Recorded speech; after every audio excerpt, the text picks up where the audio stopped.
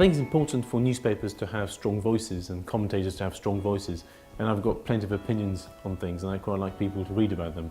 I think comment adds to the general conversation. I think it adds to the well of human understanding. I think if you look at how people understand, and politics is my area, people don't generally understand politics through facts, they understand politics through feeling.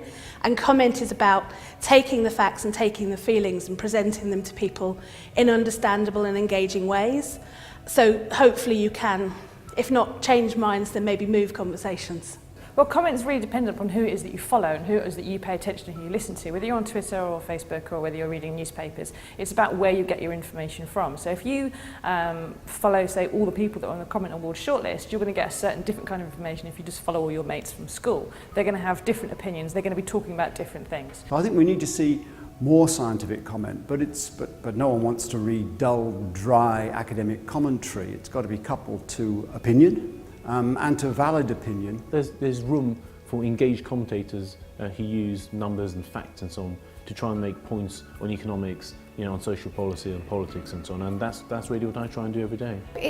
I think, like a lot of journalism, it's the kind of stuff I write about is the kind of stuff that I want to tell my friends down the pub about. You might read 20 journal articles that day, but there'll be one that sticks in your mind.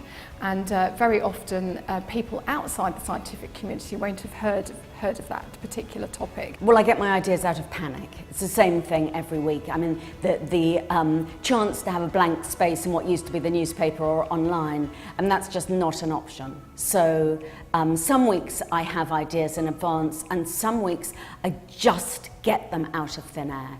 That's just how it works. And the funny thing is that the ones that come out of thin air aren't necessarily the worst ones, because you're at it with the egg whisk, trying to make a perfect meringue, and you have to beat very hard, and sometimes you get away with it. What have I done this year that's made me stand out? I did manage to get the word felch in the paper twice. I've referred to rimming. I mean, as every journalist in the room will know, kind of a great part of your career is just trying to put in as many swear words as you can into your copy without them being edited. What inspires me is transforming lives, and that's what politics at its heart has to be about. And I wanted to help the Labour Party do that.